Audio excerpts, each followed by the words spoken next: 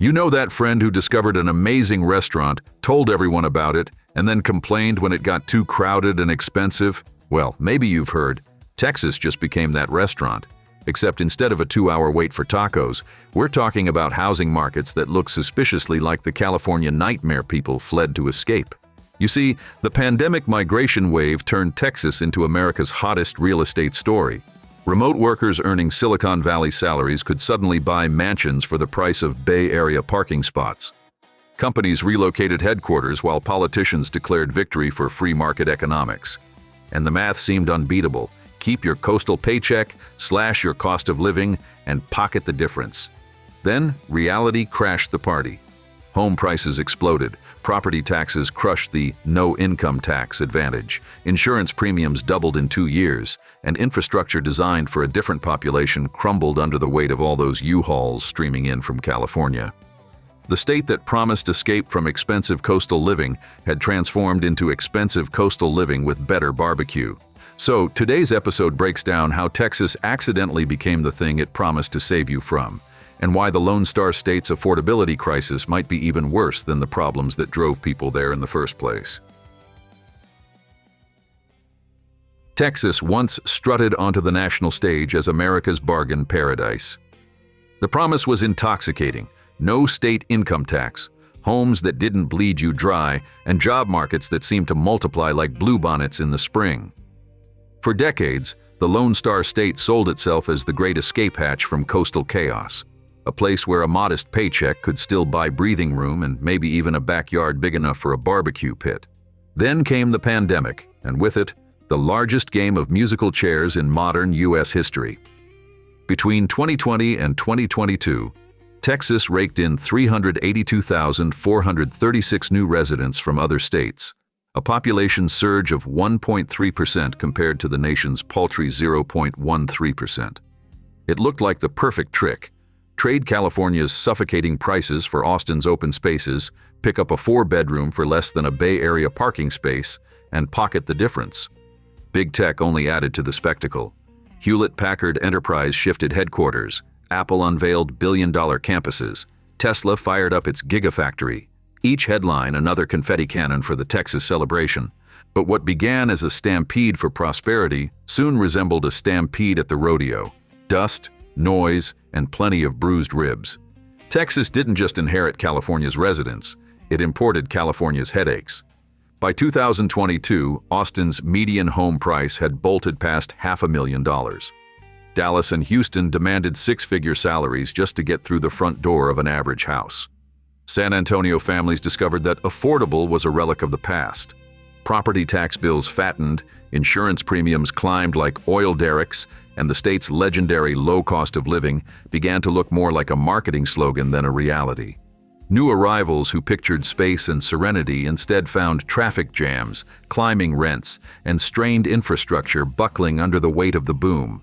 And while some clung to the glow of corporate relocations, others quickly realized they'd bought into a mirage. The Texas dream was no longer cheap, and it was no longer cheerful. The great irony was that Texas had packaged itself as the anti-California, only to wake up as California with cowboy boots.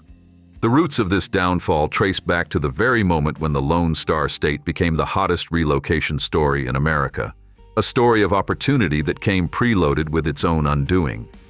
The celebration was loud, the champagne glasses full, but the hangover was already on its way. Texas has always been defined by scale and independence. The state's identity, forged from cattle trails, oil booms, and frontier resilience, carried into the modern era as a culture of big houses, big highways, and a belief in boundless opportunity. This ethos made Texas a magnet long before the pandemic, luring those who wanted more space, lower costs, and a dose of swagger missing from cramped coastal cities. Affordable housing served as the foundation of the dream. In the mid-1990s, home prices in Dallas, Houston, and San Antonio consistently ranked well below the national average. By 2014, nearly 2/3 of San Antonio's median income families could comfortably buy a home, a statistic that reinforced Texas's reputation as the place where middle-class aspirations still had room to grow. The math remained persuasive into the late 2010s. A family in Dallas or Houston could still qualify for a mortgage without a six-figure income. A young couple in Austin could buy a starter home while working in education, healthcare, or public service. That balance between wages and housing set Texas apart from states like California or New York, where such expectations had already collapsed. Tax policy amplified the appeal. The absence of state income tax meant larger paychecks, while property taxes, though weighty, were often offset by the ability to buy more house for less. Utilities, groceries, and even insurance premiums hovered below national averages, creating a lifestyle where everyday costs did not suffocate ambition. Jobs anchored this picture of prosperity. Texas led the nation in employment growth during much of the 2000s, powered by energy, logistics, and a healthcare sector that expanded as the population grew.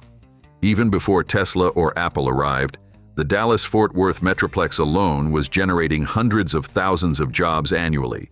Houston maintained its stature as the global energy capital, while Austin, still largely known for its music scene and university, cultivated a budding technology and creative economy. Daily life reinforced the sense of attainable success.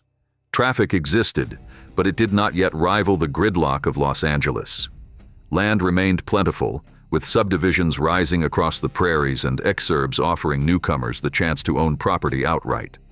The cost of childcare, groceries, and healthcare stayed within reach of a middle-class household. By the late 2010s, Austin emerged as a poster child for the Texas model. Once a quirky college town, it became a cultural and economic beacon. Tech firms opened satellite offices, real estate appreciated steadily, and yet creative professionals and young families could still stake a claim without surrendering their financial stability. Housing costs were rising, but compared to San Francisco or Seattle, Austin was a bargain. The numbers told a story of balance. In 1929, the median home price statewide still hovered well below $300,000. Texas accounted for only 9% of the U.S. population, but issued 15% of national building permits, proof of its capacity to expand housing supply as demand grew. This formula of low taxes, steady job creation, and relatively affordable housing gave Texas its aura of resilience. For countless families, it was the last major state where the American dream still felt alive. But that carefully maintained balance was fragile. As the pandemic approached, the model that had kept Texas affordable and welcoming would soon face pressures on a scale never seen before, and the very features that once defined Texas living would be stretched to their breaking point. The pandemic migration did not occur in a vacuum. It was accelerated and amplified by powerful forces in business and politics. The remote work revolution created an unprecedented opportunity. Tech workers earning coastal salaries suddenly realized they could decamp to Texas, buying homes that once looked like castles compared to their Bay Area apartments. A developer pulling in $175,000 from a Silicon Valley firm could purchase a four-bedroom home in Austin for less than the cost of a Bay Area parking spot. This salary arbitrage became the cornerstone of the Texas pitch. Companies poured fuel on the migration wave. Hewlett-Packard Enterprise relocated its headquarters to Houston in 2020, Tesla unveiled its Gigafactory east of Austin in 2021, and Apple revealed a $1 billion campus in the same city. Google and SpaceX added facilities around Austin, cementing the perception that Texas was becoming the nation's next great tech hub. Each headline amplified the sense of inevitability. The future belonged to Texas. Politicians embraced the narrative with open arms. State officials and city mayors touted low taxes, light regulation, and aggressive incentive packages to lure businesses.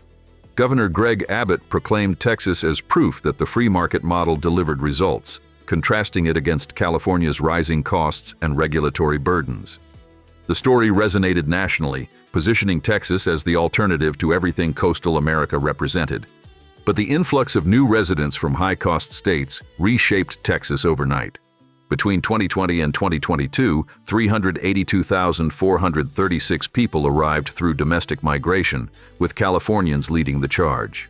In 2021 alone, 111,000 Californians crossed the state line, equivalent to 300 arrivals per day. The effect was immediate. Austin's median home price soared beyond $500,000, San Antonio's affordability for middle-class families dropped to under one-third, and statewide demand for housing pushed builders into overdrive. The cultural collision was just as dramatic. Many newcomers discovered that Texas's political environment diverged sharply from the assumptions they carried. Exit polls showed that transplants often voted more conservatively than native Texans, complicating predictions of a liberal shift. Yet flashpoints like the overturning of Roe v. Wade in 2022 fractured expectations. For some, the reality of life in Texas outweighed financial incentives, prompting reverse migration back to California and other states. Meanwhile, the celebrated tech boom revealed cracks. Big tech employment in Austin slipped by 1.6% in 2024, while startup jobs fell by nearly 5%. California lost 21,000 jobs in computer systems design between 2022 and 2023, but Texas did not inherit them at the scale expected. The rise of artificial intelligence concentrated new opportunities back in Silicon Valley, while return-to-office mandates undercut Texas's remote work advantage. Even insurance and infrastructure politics played a role. Surging premiums and strained water systems highlighted how growth had outpaced the state's ability to accommodate its newcomers. These issues exposed the limitations of Texas's low-tax model. Rapid expansion without proportional investment created bottlenecks in daily life. By the mid-20s, the optimism that surrounded Texas's rise as the new California had cooled. The very political victories and corporate relocations that fueled the boom also seeded disillusionment. Texas had successfully drawn the nation's attention, but the consequences of that success were beginning to reshape the state in unpredictable ways. The promise of cheap living in Texas unraveled the moment demand outstripped supply. By 2022, the housing market reached fever pitch. Builders rushed to meet demand, with the state issuing 15% of the nation's permits despite holding only 9% of the population. Yet even this surge could not keep pace with the migration wave, and affordability vanished almost overnight. The bubble was unsustainable. By mid-2023, Austin home prices fell more than 10% from their peak, the steepest decline among major U.S. cities. Net domestic migration dropped from 222,000 in 2022 to only 85,000 in 2024, a 62% collapse. Texas now ranks as the fourth most oversupplied housing market, with listings 53% above normal levels. The state had overbuilt for a demand spike that proved temporary.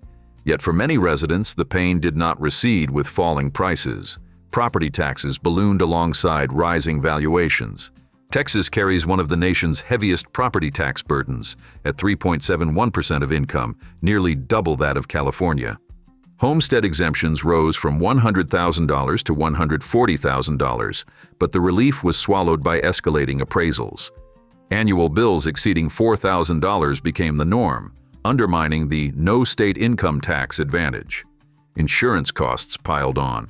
Premiums rose 21% in 2023 and another 19% in 2024, pushing the average homeowner's annual policy to $4,585, 117% above the national average.